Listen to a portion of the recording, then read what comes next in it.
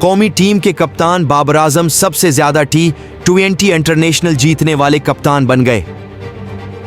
आज डबलिन में आयरलैंड के खिलाफ दूसरे T20 मैच में पाकिस्तान की जीत बाबर की क़ियादत में 45वें फतह थी।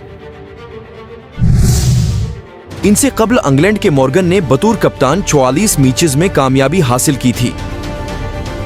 युगांडा के ब्रायन मसाबा ने बतौर कप्तान 44 मैचेस में कामयाबी हासिल की, जबकि अफगानिस्तान के असगर अफगान ने बतौर कप्तान 42 मैचेस जीते।